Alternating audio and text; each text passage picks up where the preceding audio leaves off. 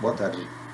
Essa é a terceira aula em regime de ensino remoto emergencial da disciplina História da Filosofia Contemporânea, primeiro semestre letivo de 2021.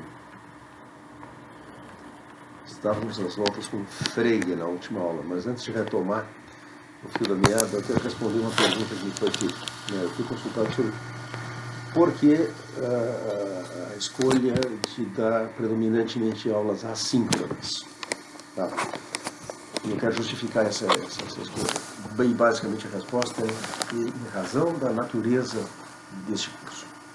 Pelo fato de se tratar de um curso de História da Filosofia, que por essa razão é um curso eminentemente expositivo. Tem uma história para ser narrada aqui, eu sou um narrador dessa história. Se o curso fosse sobre algum problema filosófico, nós teríamos vantagem em usar aulas síncronas para discutir. Nós teríamos um ambiente dialético, e não um ambiente como esse, em que vocês se defrontam com uma narrativa.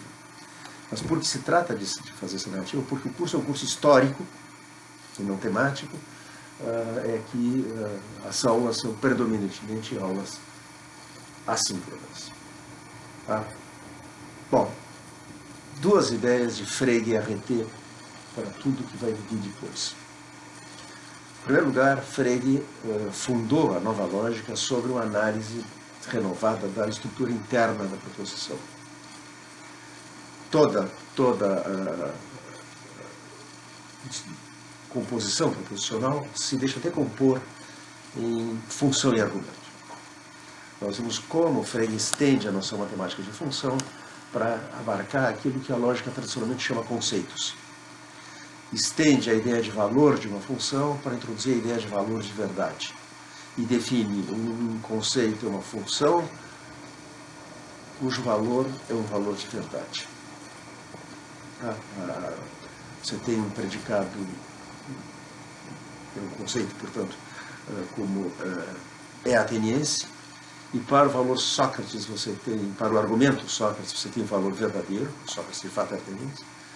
Para o argumento Platão você tem o valor verdadeiro, para o argumento Aristóteles você tem o valor falso. Aristóteles sequer grego era macedônio. Tá? Então a primeira coisa é a análise funcional da proposição, que torna possível a Frege introduzir a quantificação. Nós vimos na aula passada como a quantificação múltipla só é realmente requerida ali onde nós estamos lidando com relações, e em particular com relações assimétricas. Como, por exemplo, no exemplo que nós vimos na aula passada, a relação de sucessão que ordena os membros do conjunto dos números naturais. Tá? A segunda coisa fundamental aqui é que conceitos, como são predicados de juízos possíveis, são essencialmente insaturados. É isso que eles têm em comum com as funções. Tá? A liga proposicional decorre do fato de que conceitos têm um lugar vazio para ser preenchido, e que é do preenchimento desse lugar vazio, do preenchimento, então, da satisfação da função por um argumento que resulta numa proposição com um valor de verdade. Eu comentei dois documentos que estão na nossa pasta no Dropbox, um do início da carreira filosófica de Frege e outro do seu estágio final, mostrando como o fio da meada para Frege é essa ideia fundamental da insaturação de conceitos. Isso nós vimos na carta Anton Marti, de 1882, portanto 3 anos depois da publicação da Begriffsschrift, da conceitografia, e 2 anos antes da publicação dos Fundamentos da Aritmética, e vimos isso, a mesma ideia reaparecer tal qual em 1919, nas notas para Ludwig Darmstädter. Fundamental é que, dado o caráter insaturado de conceitos, dado o fato de que conceitos são para Frege, como eram para Kant, apenas predicados de juízos possíveis, conceitos não têm uma existência independente. Como diz Frege, eu não parto de conceitos e reúno conceitos para formar um juízo. Eu chego aos componentes, aos constituintes do juízo, analisando o juízo. Tá? Então, segue-se daí o caráter distintivo de conceitos, que é a sua não subsistência. Não é como se Frege tivesse uma ontologia em que há duas categorias fundamentais, dois tipos de entidades conceitos e objetos. Não, só há objetos. Tudo que há é objeto. Tudo aquilo que nós podemos pensar, seja real ou imaginário, seja concreto ou abstrato, é objeto. E predicados ocorrem como predicados de juízos possíveis. Para isso suscitou uma objeção interessante, que foi formulada por Benno Kerr. Benno Kerr era um matemático alemão, que no artigo critica Frege e diz, olha, Frege diz que um conceito nunca pode ser um objeto. Mas isso é falso. Eu posso dar exemplos de conceitos que são objetos, sobre os quais nós fazemos predicações. Como, por exemplo, o exemplo de Kerr é o conceito cavalo, é um conceito facilmente adquirido. Qual é a resposta de Frege a Benno Kerr? Essa expressão aí, o conceito cavalo, no exemplo de Benno Kerr, não designa um conceito. Ou, como Frege escreve impavidamente, o conceito cavalo não é um conceito. O que isso quer dizer? Se efetivamente a expressão o conceito cavalo designa aqui um objeto, então designa algo sobre o qual nós predicamos, mas não um predicado. Portanto, ou bem a expressão o conceito cavalo ocorre como designador de objeto, ou não. Se ocorre como designador de objeto, então esse objeto não pode ser um conceito. Tá? E por isso nós predicamos desse objeto que ele é um conceito facilmente adquirido. Então é uma predicação falsa, diga-se de passagem, porque a extensão do conceito cavalo, que é o conjunto dos cavalos, não é um conceito facilmente adquirido. Mas vamos supor, ao contrário, conceder a Kerr, que a expressão, o conceito cavalo, ocorra aí como conceito. Nesse caso, nós temos um predicado. Mas se a expressão o conceito cavalo designasse um predicado, então eu poderia dizer, por exemplo, seria bem formada e inclusive verdadeira a seguinte frase: bucéfalo ou conceito cavalo. Porque ela estaria dizendo de bucéfalo, cavalo de Alexandre da Macedônia, que bucéfalo é um cavalo. No entanto, bucéfalo ou conceito cavalo é mal formado. Por quê? Porque a expressão o conceito cavalo está ocorrendo aí como designador de objeto e não de conceito. É claro que Frege imediatamente nota, se eu digo simplesmente o conceito cavalo não é um conceito, parece que eu estou proferindo uma contradição. E aí Frege diz, isso só pode compreender o leitor que me concede um grão de sal. O que é conceder um grão de sal? Uma expressão que vem do latim, com grano salis, é não tomar o pé da letra. Se eu tomar o pé da letra o que está sendo dito, nós temos uma contradição. Mas, para além daquilo que está sendo literalmente dito, tem algo que se está expressando, que é uma distinção lógica fundamental, que se o leitor compreende o que o Frege está dizendo. Nós temos aqui o embrião, a gênese, daquilo que Wittgenstein dirá mais tarde, que é o problema central da filosofia. A distinção entre o que pode ser dito numa linguagem e aquilo que a linguagem expressa, que se mostra no uso da linguagem, mas que não é propriamente dito. Resolvido assim o paradoxo de Kerr, vejam, o paradoxo é sutil, é muito fácil ter a impressão de que Kerr tem claramente razão.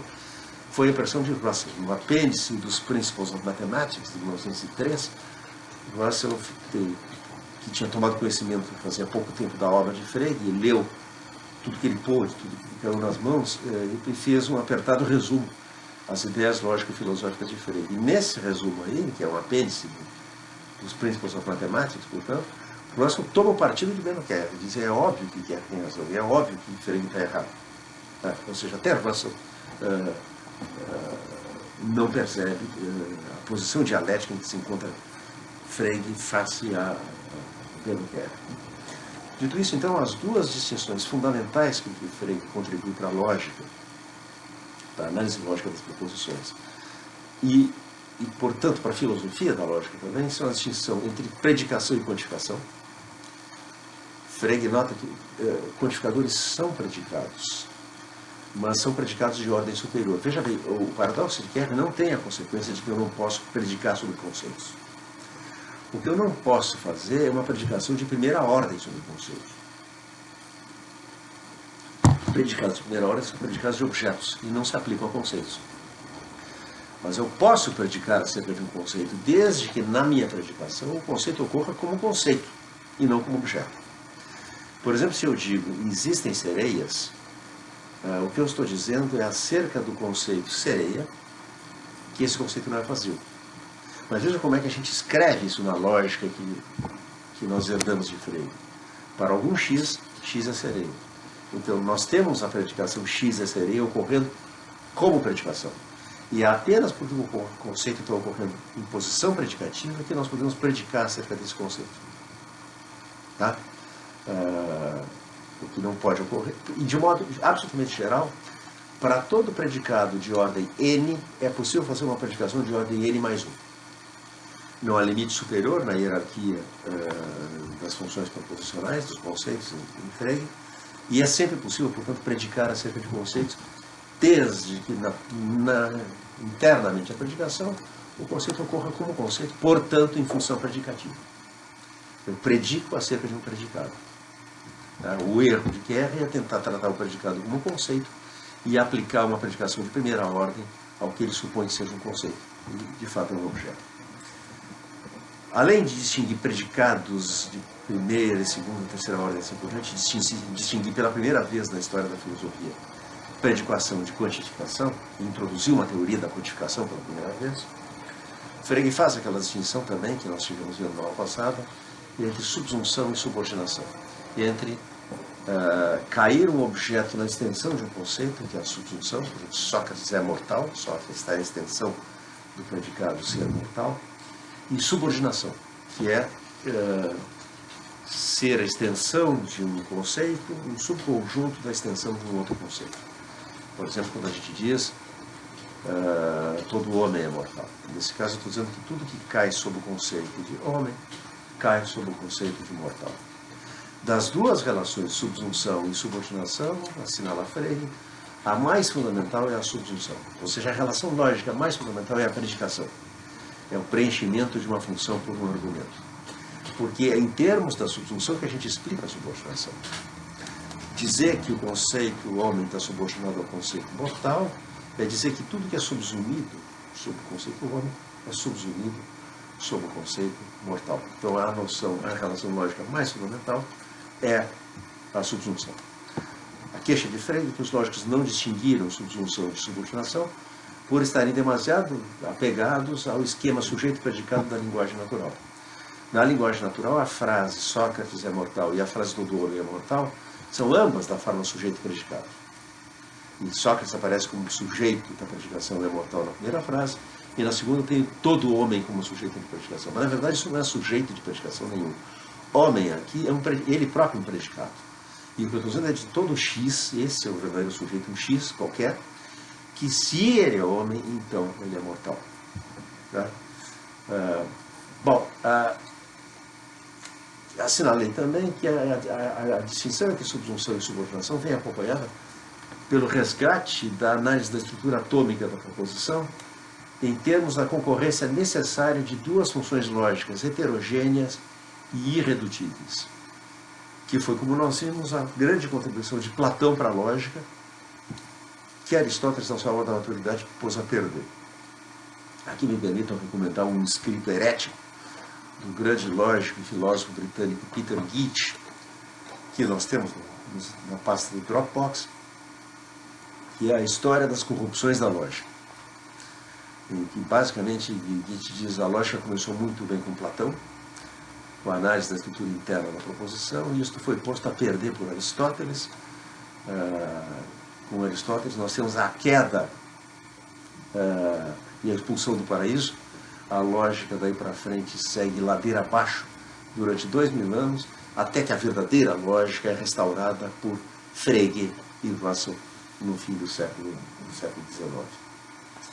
Na perspectiva de Frege, se todo homem é mortal, é de uma forma lógica, inteiramente distinta de Sócrates é mortal, se todo homem, como no exemplo de Frege, todo no meio inteiro positivo, é um símbolo incompleto, é porque aquela proposição todo homem é mortal, não é tornada verdadeira pela circunstância de estar algum objeto na extensão do conceito mortal, mas pela circunstância de estar o conceito homem subordinado ao conceito mortal. Então, mesmo que dizer que todo objeto que é subsumido pelo conceito homem é subsumido pelo conceito mortal. Bom, isso é o fundamental da análise lógica que vai nos importar a seguir na exposição e é o essencial do que Wittgenstein vai retomar de Frege.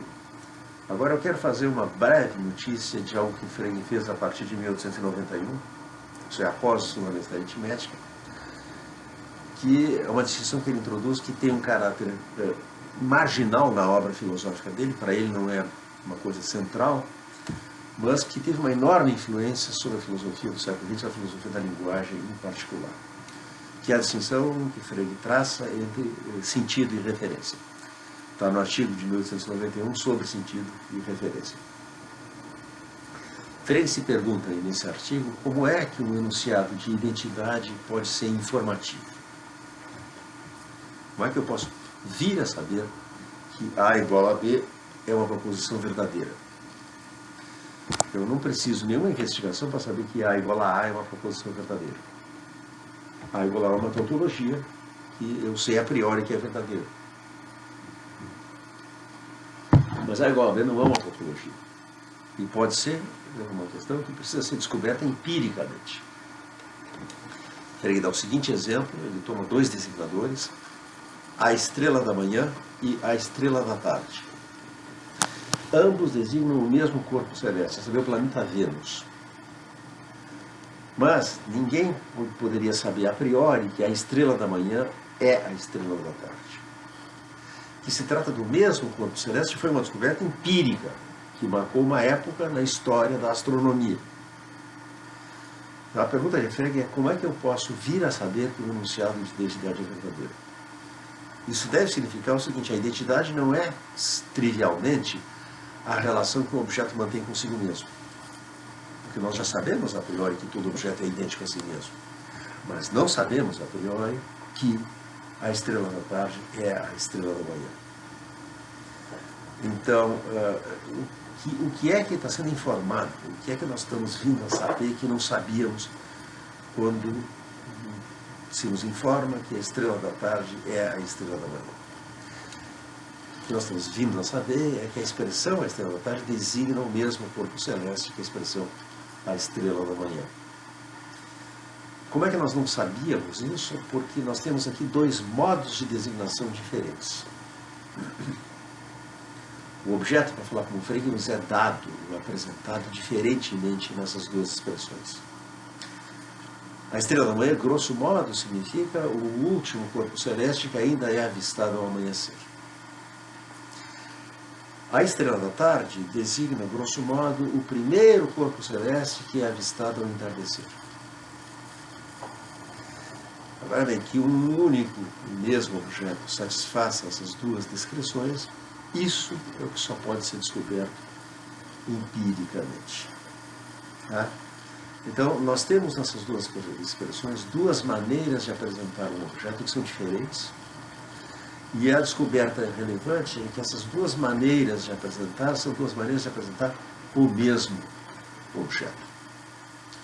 Frege, então, distingue o objeto do qual estamos falando, o planeta Vênus, que ele chama a referência, Bedeutung, dessas duas expressões, e o modo como o objeto é apresentado, ou pensado, ou caracterizado, que Frege chama o sentido da expressão.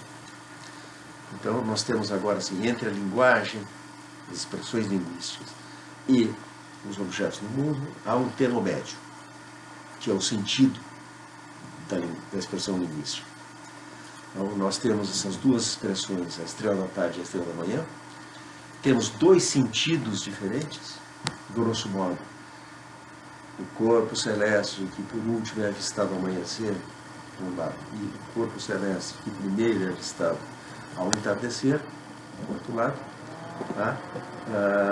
E o que se nos está dizendo é que trata-se do mesmo corpo celeste.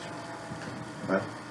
Então nós temos a mesma referência, mas dois sentidos diferentes.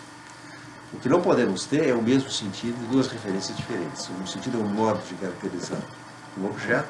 Se duas pessoas têm o mesmo sentido, forçosamente têm a mesma referência. Mas justamente, se duas pessoas têm a mesma referência, não se segue que tenham o mesmo sentido, e é por isso que nós não podemos saber a priori que dois sentidos designam, especificam o mesmo objeto de referência. O critério de Frege para a diversidade de sentidos apela para as atitudes proposicionais. Frege nota o seguinte: vamos supor a seguinte frase acerca da história da astronomia. Kepler pensa que a estrela da manhã é um astro iluminado pelo Sol.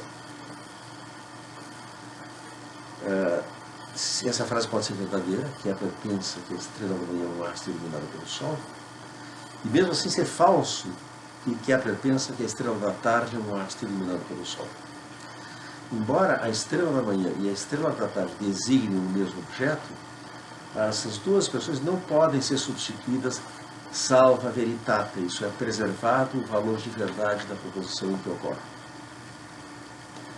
De um modo geral, todas as proposições do discurso indireto, João pensa que, Kepler acredita que, Maria supõe que, e assim por diante, todos os conteúdos disso que Russell ia chamar as atitudes proposicionais, são atitudes relativamente a proposições, acreditar, afirmar, supor, duvidar e assim por diante. Esses verbos para atitudes proposicionais criam contextos que são opacos no seguinte sentido: a substituição não é transparente. Nós, pelo fato de termos duas expressões que designam o mesmo objeto, daí não se segue que elas podem ser substituídas. Porque o fato de elas designarem o mesmo objeto não é transparente. O que é transparente para nós é a diferença de sentidos, mas não a diferença ou identidade de referência. Tá? Então, o critério para diversidade de sentidos é que duas pessoas não podem ser substituídas, preservado o valor de verdade.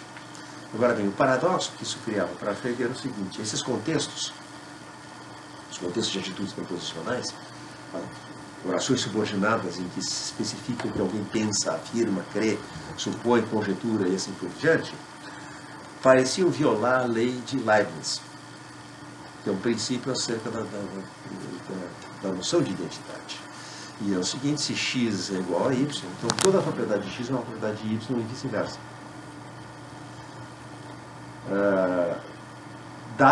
Dada essa lei, a lei de Leibniz parece implicar, portanto, que duas expressões que têm a mesma referência têm que poder ser substituídas em qualquer contexto que ocorra, preservado o valor de verdade. Mas isso não ocorre nessas orações subordinadas. E aqui nós parecemos ter, portanto, um contra-exemplo à lei de Leibniz. A lei de Leibniz diz para todo x, para todo y: se x é igual a y, C e somente C, f de x, C e somente C, f de y. Isso é, são os que têm as mesmas propriedades.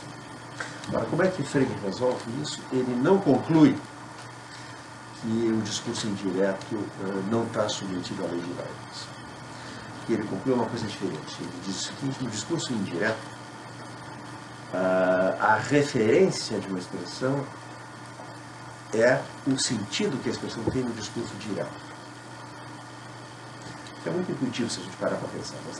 Quando nós dizemos que Kepler pensa que a estrela da manhã é um astro iluminado pelo Sol, a expressão a estrela da manhã não aparece aí como designador de um corpo celeste, mas como um termo que especifica como Kepler concebe esse corpo celeste. Em suma, expressões em discurso direto caracterizam um mundo nocional, como diz Quine, aquilo que vai pela cabeça de alguém que pensa. Então, Frege estabelece esse princípio geral. Em discurso indireto, a referência de uma expressão é o seu sentido em discurso direto. Segue-se que no discurso indireto, a estrela da manhã e a estrela da tarde não têm a mesma referência, porque no discurso direto não tem o mesmo sentido. Preserva-se a lei de Leibniz, ela vale mesmo nos contextos de atitudes proposicionais, de discurso indireto. Não havia nenhum problema com a lei de Leibniz, a não ser a impressão de que o discurso indireto violava o princípio da identidade dos indiscerníveis e indiscernibilidade dos idênticos, de que x e y são o mesmo objeto se toda a propriedade de x é uma propriedade de y e vice-versa. Só queria dizer, para concluir, que houve uma tendência na filosofia do século XX, sob a influência, como nós vamos ver, que foi imensa, da teoria das descrições de Bertrand Russell, pensar que o sentido freguiano é sempre uma descrição que um objeto satisfaz. De tal sorte que é a referência de uma expressão, o objeto, se houver algum, pode não haver nenhum, que satisfaz a descrição que está contida no seu sentido, que constitui o seu sentido. Então, todo sentido seria da forma o x tal que x é f, g e assim por diante. Tá? Bom, embora há muitos exemplos de Frege que sugerem essa ideia de que o sentido de uma expressão é uma descrição e que a referência da expressão é o objeto, se houver algum, que satisfaz aquela descrição. Em particular, há uma nota de rodapé no artigo sobre o sentido de inferência que parece fortemente sugerir essa leitura. Quando Frege se pergunta, vem cá, e qual é o sentido então do nome Aristóteles? E ele diz aqui, falantes diferentes, usuários diferentes do nome, poderão associar coisas diferentes. Para um, Aristóteles é o preceptor de Alexandre da Macedônia. Para outro, é o autor da metafísica. Para um terceiro, o principal discípulo de Platão. Para um quarto, será o último grande filósofo da antiguidade. E Frege diz não tem importância, desde que todos eles façam referência ao mesmo objeto. Então parece claramente que nós temos aqui uma pluralidade de sentidos e trata-se de uma pluralidade de descrições. Tocou ao filósofo britânico Gareth Evans, num artigo clássico, Understanding Demonstratives, da década de 70 do século passado, demonstrar que essa leitura que identifica sentidos freguianos com descrições é fortemente reducionista. Que Frege admite sentidos descritivos, mas admite perfeitamente também sentidos demonstrativos. Modos de apresentação de objetos que não consistem em pensar no objeto como um X que tem tais e tais propriedades, mas em, por exemplo, ver, discriminar o objeto na percepção. As observações escassas de Frege, que não era um assunto importante para ele, estava preocupado com a filosofia da aritmética, ele trata ocasionalmente de como se comportam pronomes e expressões demonstrativas na linguagem. E ele mostra que quando eu digo este objeto, só me compreende quem é capaz de compartilhar comigo a discriminação perceptual. Sabe para que objeto eu estou apontando e discrimina na percepção, no caso aqui na percepção visual, o objeto do qual eu estou falando. E na expressão este objeto, o modo de apresentação do objeto não é descritivo, não é o X tal que X ocupa tal posição no meu campo visual, mas é este objeto, o objeto que eu discrimino dentre outros objetos na percepção sensível. Então, para Frege, há tantos sentidos descritivos quanto sentidos demonstrativos. E as duas variedades de sentido estão perfeitamente acomodadas na filosofia de Frege. Nós vamos ver adiante o que é feito dessa distinção de sentido e referência na filosofia do século XX. Agora nós vamos dar um passo adiante. E a história da filosofia analítica, propriamente dita, começa agora. Começa em 1898, em Cambridge, com uma conferência de George Edward Moore, intitulada The Nature of Judgment, a natureza do juízo. Na sua autobiografia intelectual My Philosophical Development, publicado em 1959, Russell abre o capítulo intitulado Revolta como a Pluralismo, dizendo: foi no fim de 1898 que Moore e eu nos rebelamos contra Kant e Hegel. É a história dessa rebelião contra Kant e Hegel que se trata de contar. Tá? Bom, como eu disse para vocês, então, o que eu falei sobre Frege foi uma espécie de prólogo à história da filosofia analítica. Frege é o São João Batista da filosofia analítica. Ele anuncia a chegada do Messias, mas ele próprio não vê o Messias chegar. Tá? A tradição que, retrospectivamente, sobretudo a partir de Wittgenstein, veio a reconhecer e a celebrar em Frege, o seu principal propulsor, emergiu como um movimento filosófico em Cambridge, na Inglaterra, no episódio conhecido como Revolta contra o Idealismo, cujos protagonistas foram George Edward Moore e Bernard Russell. O ensaio de Moore, The Nature of Judgment, foi uma conferência proferida em 1898. Isso foi publicado, na forma de artigo, em 1899, assinala o começo desse movimento. E esse ensaio de Moore bem pode ser considerado a certidão de nascimento da filosofia analítica. Nesse ensaio, Moore empreende uma crítica a que, em seguida, Russell viria a se associar aos fundamentos lógicos e filosóficos das doutrinas metafísicas do idealismo britânico. O que é o idealismo britânico? É a tradição que emergiu no século XIX da recepção das filosofias de Kant e do idealismo alemão, Fichte, Schelling e Hegel, por filósofos na Inglaterra como Thomas Hill Green, Francis Herbert Bradley e Bernard Bonsanti. Essa tradição filosófica que prevalecia na Inglaterra no século XIX é a tradição dentro da qual tanto Moore como Russell se formaram. Russell foi hegeliano de carteirinha.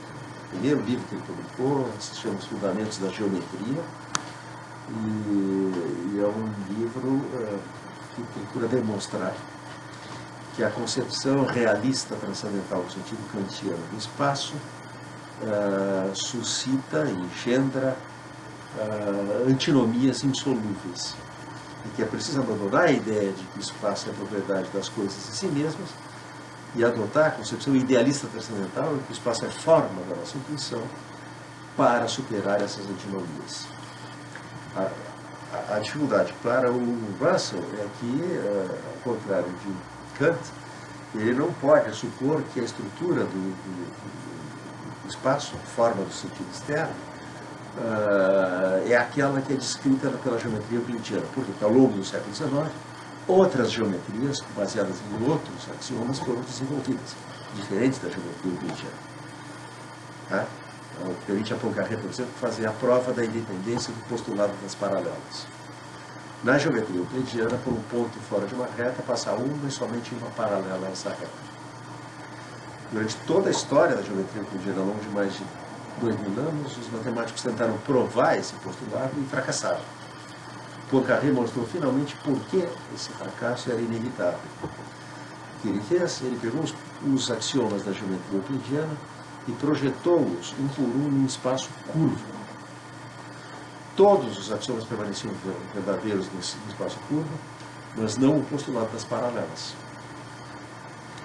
Num espaço curvo, por um ponto fora de uma reta, não passa nenhuma paralela a essa reta.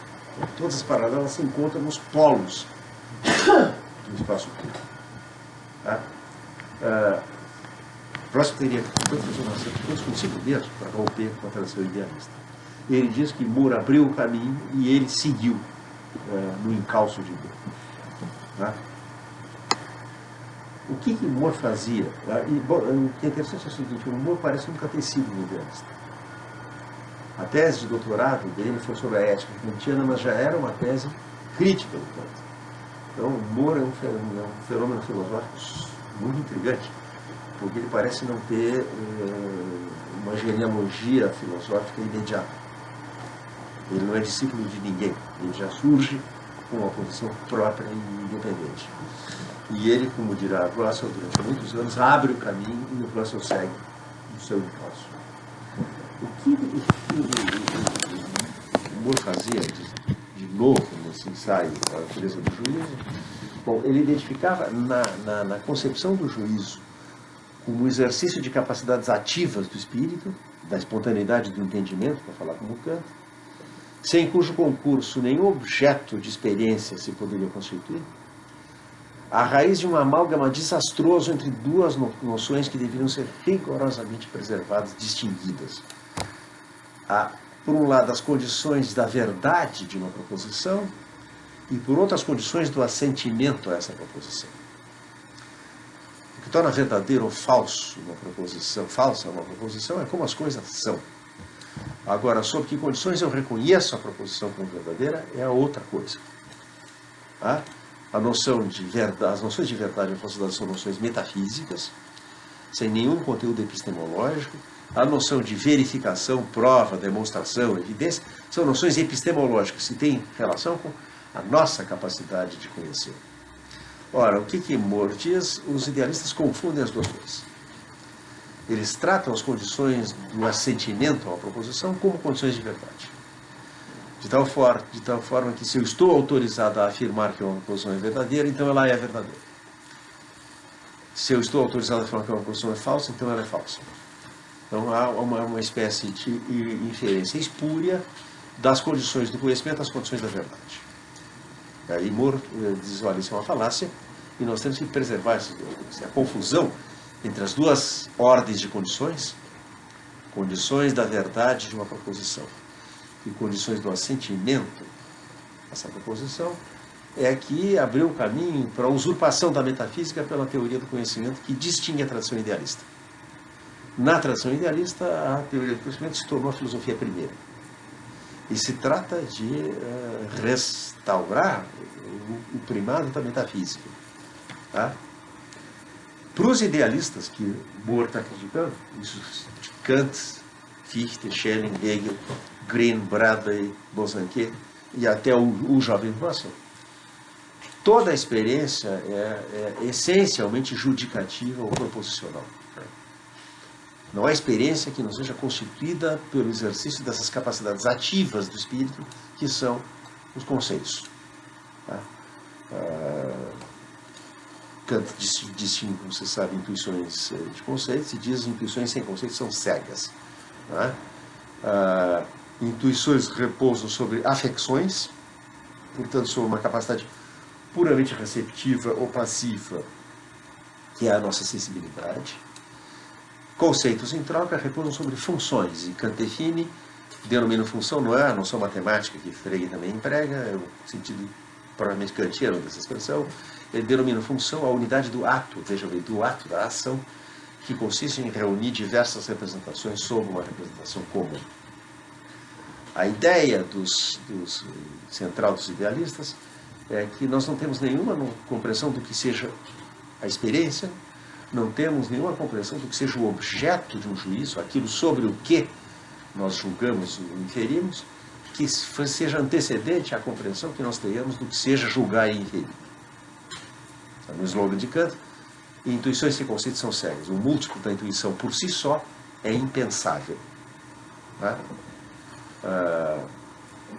Como escreveu o filósofo britânico contemporâneo Michael Williams, a tese central do idealismo parece ser que a experiência vem sempre legendada. Tá? Você não tem simplesmente uma paisagem com um lago. Você tem a paisagem com um lago e a legenda embaixo um lago. Tá? Wittgenstein captura essa ideia no aforismo lapidar do Tractatus, e Wittgenstein, ao dizer isso que eu vou citar agora, ele está seguindo Frege, que nisso, como em outras coisas, por sua vez, segue Kant. Wittgenstein escreve: o que não podemos pensar, não podemos pensá-lo. Portanto, tampouco podemos dizer o que não podemos pensar.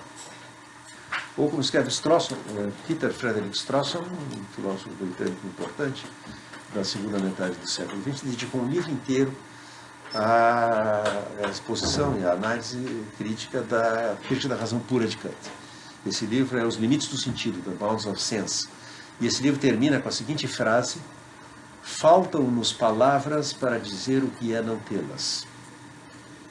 E nós não somos capazes de dizer o que é uma experiência que não está submetida a conceitos, que não está conceitualizada. Qualquer tentativa de descrever uma experiência vai recorrer a conceitos que classificam, ordenam e estruturam essa experiência. Tá? Então, a consequência é que a gente também não tem nenhuma noção do que seja um constituinte possível no juízo, antecedente à compreensão que a gente tenha do ato judicativo. Então, nós temos aqui uma ideia de que há um primado do juízo sobre seus constituintes. A gente começa com o juízo e a gente chega aos constituintes do juízo pela análise do juízo. Como Frege diz nesses textos que eu comentei na aula passada, a carta a Anton Marti, as notas para Ludwig Darmstaedter. Né? A essa concepção do primado do juízo sobre os seus constituintes, que como a gente viu também é a de Frege, e a representação subjacente do juízo como exercício de capacidades espirituais ou mentais ativas, Moore, e em seguida, seguindo Moore, Russell também, passaram a contrapor a ideia de que todo ato judicativo pressupõe a apreensão direta, não conceitual, dos constituintes do juízo. Os constituintes que em 1898 o Moore chamava conceitos. Isso é, eu só tenho juízo ali onde eu tenho uma relação que é anterior ao juízo, que é a relação de apreensão direta, não judicativa, não proposicional, dos constituintes do juízo. Qual é o paradigma dessa apreensão direta? É aquilo que Russell vai chamar acquaintance, ou conhecimento por contato. Por exemplo, eu vejo vermelho. Eu estou em contato perceptual, no caso da percepção visual, com o vermelho. E perceber vermelho, ver vermelho, não envolve o exercício de qualquer capacidade conceitual. Vai emergir daí um projeto filosófico comum a Moore e Russell, em que toda a investigação filosófica decompõe juízos e seus constituintes e conceitos em seus constituintes mais elementares, para encontrar essa relação cognitiva primitiva, o conhecimento por contato, o acquaintance, a apreensão direta cujo paradigma é a percepção sensível, que está na base de todo juízo. Então, o conhecimento proposicional, o conhecimento que se expressa em proposições, ou conhecimento de verdades, como vai dizer mais tarde Russell, passa a depender de uma forma primitiva de intencionalidade, que é caracterizada por duas propriedades. A imediatidade é uma relação imediata, não é mediada por nada, e receptividade é uma relação puramente receptiva. A mente é afetada receptivamente, passivamente, pelos objetos da percepção sensível, por cores no campo visual, por sons no campo auditivo e assim por diante. E esse conhecimento direto dos objetos imediatos da experiência intelectual e sensível, porque a ideia aqui é que, assim como eu tenho percepção sensível, eu tenho um tipo de percepção que é uma intuição intelectual, que é o análogo intelectual da apreensão sensível. E assim como eu discrimino na percepção sensível cores, por exemplo, no espaço visual, eu discrimino objetos abstratos na percepção intuitiva. De onde a significação do projeto analítico, que veio tomar forma nas duas grandes obras que Moore e Russell dedicaram, respectivamente, aos fundamentos da ética e da matemática. Dois livros publicados no ano de 1903. Principia Ética, os princípios da ética, de Moore, e The Principles of Mathematics, de 1903, também do mesmo ano, de Russell. Ambos esses livros fazem depender a objetividade dos juízos. Trata-se de resgatar a objetividade dos juízos éticos para Moore e dos juízos matemáticos para Russell. E nos dois casos, a defesa da objetividade do conhecimento moral e matemático, respectivamente, depende da distinção entre as condições da verdade de proposições, que as coisas sejam como se julga que elas são, e as condições do reconhecimento da satisfação dessas condições. E esse reconhecimento, essa é uma noção epistemológica, de condições a gente reconhece uma proposição verdadeira, esse reconhecimento, por sua vez, depende do conhecimento direto, da apreensão imediata e puramente receptiva dos constituintes do juízo. Particulares sensíveis, sons, cores, assim por diante, universais, vermelho, vermelhidão, mortalidade, e formas lógicas, conforme o caso. Tá? A postulação de uma forma de intuição intelectual, com uma contrapartida para entidades abstratas da percepção de particulares sensíveis, subjaz ao recurso sistemático, que é reminiscente de Platão, a metáforas perceptuais, e em particular a linguagem da percepção visual, através das quais Moore e Russell, como antes deles Platão, procuraram caracterizar a apreensão dos seus indefiníveis, das noções primitivas, os constituintes inanalisáveis, logicamente simples dos juízos. No caso de Moore, o bem, aquilo que é moralmente bom, noção primitiva, e os indefiníveis lógico-matemáticos, implicação, classe, conjunto, função proposicional, etc., in the Principles of Mathematics. Tá? No prefácio de The Principles of Mathematics, Russell escreve: a discussão dos indefiníveis, que forma a parte principal da lógica filosófica, é a tentativa de ver claramente, reparem o verbo perceptual, ver, ver claramente e dar aos outros a ver claramente as entidades em questão, de tal forma que a mente possa ter com elas a espécie de contato que ela tem com a vermelhidão ou com o sabor de um abacaxi. Nós não descrevemos para um cego de nascença a vermelhidão. Nós não descrevemos para alguém privado do paladar o sabor de um abacaxi. Dessas coisas só pode haver conhecimento na primeira pessoa, direto e imediato. E esse é o conhecimento primitivo ao qual se trata de chegar.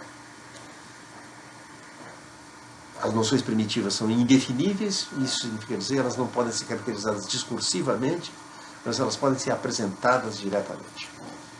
O leitor de princípios matemáticos deve se reconhecer sujeito dessa experiência de apreensão imediata. E do mesmo modo o leitor de Moore. A tese central de Principia Ética é que a noção central da ética, a noção do bem, daquilo que é moralmente bom, é uma noção indefinível. E assim como o Russell falou em vermelhidão e sabor de um abacaxi, Moore fala em amarelo e diz bem, o que é bom, o bem, é como o amarelo, uma noção indefinível. Tá? De onde a estrutura argumentativa singular de Principia Ética? Fundamentalmente, Moore trata de defender a tese de que o bem, a noção central da ética, é uma noção primitiva, uma noção indefinível, atacando, ele passa em revista e de maneira devastadora, destrutiva, uma variedade de doutrinas filosóficas que procuram definir o bem. Em cada caso, mostrando que a definição não é satisfatória, que o Moore faz através do assim chamado argumento da questão em aberto. Seja uma definição kantiana, o bom é aquilo que está conforme o imperativo categórico. Seja um X, tal que X está conforme o imperativo categórico. E agora, seja a pergunta, mas X é bom? Se essa pergunta ainda faz sentido, e ela faz sentido, é porque não houve definição. Seja uma definição utilitarista. Bom é aquilo que promove a satisfação do maior número. Seja um X, tal que X promove a satisfação do maior número. Ainda cabe perguntar se X é bom? Se cabe, é porque não houve definição. E assim, ao longo de 80% do livro, Moore trata de mostrar que várias tentativas aristotéricas, kantianas, utilitaristas e assim por diante, de definição, éticas deontológicas, éticas da virtude, éticas do caráter, assim por diante, de definição do bem, fracassam. Uma vez feito esse trabalho de limpeza de terreno, Moore dá um passo adiante. E no último capítulo do seu livro, intitulado O Ideal, Moore apresenta diretamente o bem. Trata de mostrar, em suma, que todos nós já temos conhecimento direto, não discursivo, não proposicional, conhecimento por contato com o bem. E Moore faz isso apresentando 2 exemplos. São apenas 2 exemplos, ele não está definindo, ele está mostrando que nós todos já temos familiaridade. Sabemos o que é alguma coisa ser intrinsecamente boa. E os exemplos de Moore são, ele diz, ninguém duvida que a apreciação da beleza na arte e na natureza e a afeição pessoal no amor e na amizade são coisas intrinsecamente boas. Ninguém duvida que a contemplação estética e a afeição pessoal são intrinsecamente boas. Portanto, todos nós já conhecemos o bem. O bem nos é dado direta e imediatamente. Como escreveu mais tarde John Maynard Keynes, o livro de Moore teve uma imensa influência sobre toda a sua geração em Cambridge, e ele diz que o nosso lema era o ideal é inefável e Moore é seu profeta. De fato, toda uma geração foi profundamente marcada pela filosofia moral de Moore. Há uma carta da escritora Virginia Woolf, por exemplo, para a sua irmã Vanessa Bell, em que Virginia Woolf diz: estou lendo Principia Ética de Moore. Sinto-me como uma formiguinha escalando a torre de uma imensa catedral. E Keynes diz que quando eles leram Moore, a impressão foi que nada de tão poderoso havia sido feito em filosofia desde Platão. Então, tem uma imensa influência aqui. O grupo de Bloomsbury, em particular, valorizou imensamente os exemplos de Moore, porque toda a sua ética foi baseada na promoção da contemplação estética e da afeição pessoal como coisas intrinsecamente valiosas. Era um grupo de estetas dedicados a cultivar a experiência estética e a experiência da afeição pessoal na amizade e no amor de diferentes maneiras, chamado grupo de Bloomsbury. Eu quero mencionar que emerge também dessa concepção do juízo, que está sendo oposta à concepção discursiva, judicativa, proposicional da tradição idealista, a rejeição daquilo que Russell vai chamar a doutrina do véu das ideias. A saber que nós só temos contato com os objetos da experiência através de ideias ou representações que nós temos desses objetos. Que o nosso contato cognitivo com os objetos da experiência é um contato sempre indireto, sempre mediado por representações. O que a doutrina do juízo articulada por Moore pela primeira vez em Tenente vai exigir é a rejeição do véu das ideias e o resgate, portanto, da concepção pré-kantiana de que nós usufruímos de um contato cognitivo direto com os objetos da experiência, um contato cognitivo que não é mediado por ideias ou representações desses objetos. Esse contato direto, esse contato cognitivo direto, é o conhecimento por contato, como você vai chamar knowledge by acquaintance. Bom, balanço então do que nós temos entre 1899, ano da publicação da Conferência de Moore, e 1903, ano da publicação dos dois livros, Principia Ética de Moore e The Principles of Mathematics de Russell. Em primeiro lugar, uma lógica atomista, que está fundada no repúdio da doutrina do primado do juízo sobre seus constituintes. Nós começamos pelo juízo e decompomos o juízo para encontrar os constituintes do juízo, como sustentavam Kant e Frege. Não, nós temos os constituintes do juízo, com os quais que nós apreendemos diretamente, sem nenhum ato de juízo, e com esses constituintes formamos juízos. Nós temos uma metafísica realista, de viés platonizante, que se opõe ostensivamente ao idealismo que havia reivindicado o legado da Revolução Copernicana de Kant. É muito interessante ver como é que Moore e Russell se referem à assim chamada Revolução Copernicana de Kant na filosofia. Tanto para Moore como para Russell, a Revolução Copernicana de Kant na filosofia foi a introdução da tese espúria de que uma proposição pode se tornar verdadeira pelo fato de ser acreditada. Assim, no parágrafo 80 de Principia Ética, que eu vou citar de memória, para não interromper a aula para buscar o texto, eu posso citar com bastante precisão de memória, Moore diz o seguinte, Principia Ética, parágrafo 80. Frequentemente se observa que eu não posso, a momento algum, distinguir o que é verdadeiro daquilo que eu penso ser verdadeiro. E isso é correto, é claro. Eu não posso pegar o conjunto das coisas que eu considero verdadeiras e perguntar agora, das coisas que eu considero verdadeiras, quais são aquelas que são verdadeiras mesmo. Se tem alguma coisa que eu considero verdadeira e que eu agora digo, não, mas não é verdadeira, ipso facto não é uma coisa que eu não considero verdadeira. Então eu não posso distinguir o que eu considero ser verdadeiro do que é verdadeiro. Mas, mesmo assim, eu sei que existe uma distinção. Porque eu compreendo, diz Moore, a suposição de que aquilo que eu creio ser verdadeiro, mesmo assim seja falso. E porque eu compreendo essa suposição, eu sei que ser verdadeiro não é o mesmo que ser tomado como verdadeiro. Ele diz, então, Moore, isto é suficiente para rejeitar a proposição de que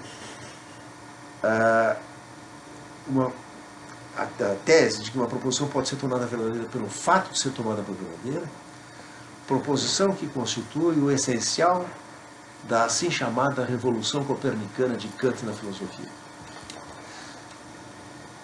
Tese cuja rejeição, diz Moore, equivale a tratar como imprestável, é esse o termo que ele emprega, imprestável, toda essa massa de literatura moderna que essa Revolução Copernicana de Kant deu origem que nós conhecemos como teoria do conhecimento. Como está dizendo, portanto, ao lixo, para a lata de lixo, com toda a teoria do conhecimento. Não se salva nada aí.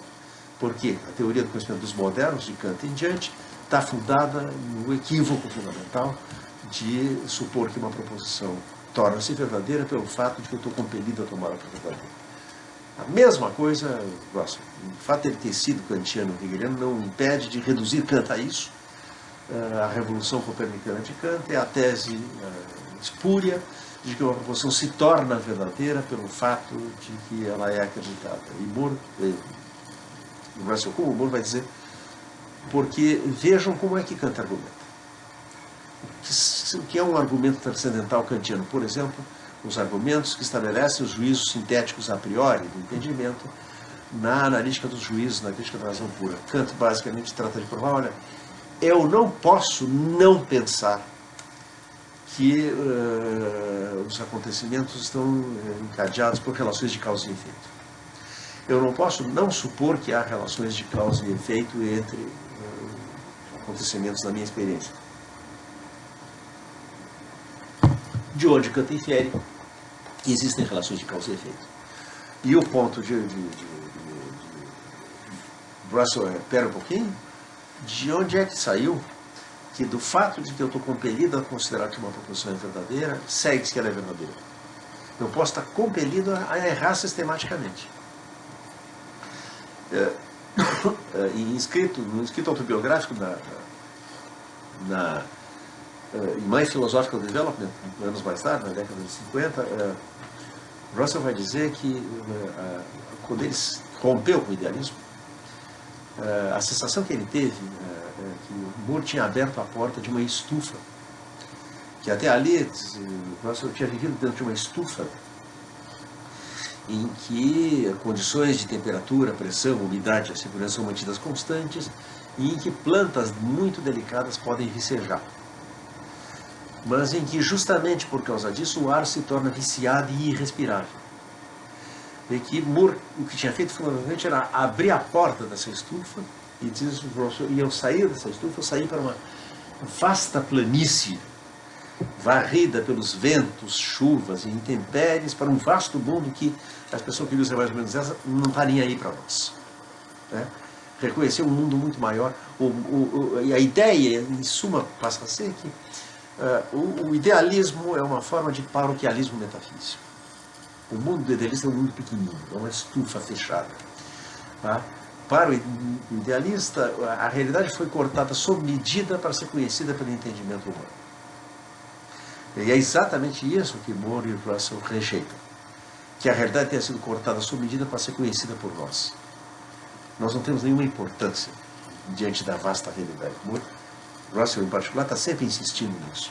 Né? O universo é indiferente a nós. O universo não foi cortado sob medida para ser conhecido por nós. E ser controlado, dominado e compreendido por nós. Portanto, nós temos uma lógica atomista que está fundada na rejeição do princípio do primado do juízo sobre seus constituintes, que a gente encontra ainda em Frege, como nós vimos. Uma metafísica realista, de corte platonizante, em oposição ostensiva ao idealismo que havia reivindicado o legado da Revolução Copernicana de Kant. Uma defesa da autonomia da metafísica. A metafísica é totalmente independente de quaisquer considerações epistemológicas, e não permitiremos mais que a teoria do conhecimento seja tomada como filosofia primeira, isso é, que a pergunta pelo ser seja subordinada a uma investigação sobre as condições do conhecimento. Tá? Portanto, uma defesa da autonomia da metafísica contra as pretensões denunciadas agora como abusivas da teoria do conhecimento. E, por fim, notavelmente, um projeto analítico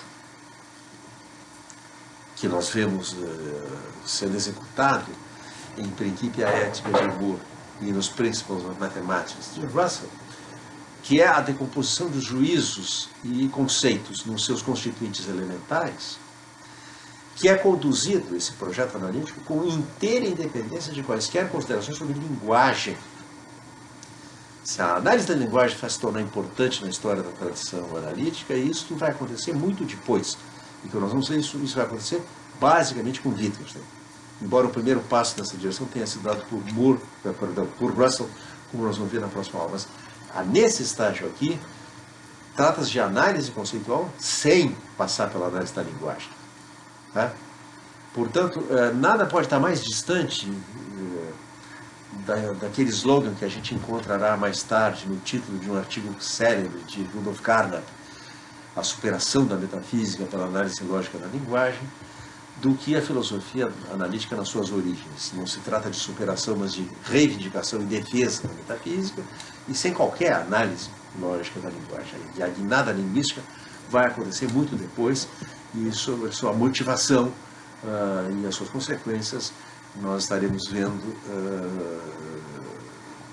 a partir da próxima aula, cujo tópico central são as teorias da denotação de Bertrand Russell, de The Principles of Mathematics, até 1905, um colossal artigo, o texto mais importante da nossa bibliografia, o artigo de 1905 de Russell, On Denoting. Tá? E essa é a nossa matéria para a próxima aula.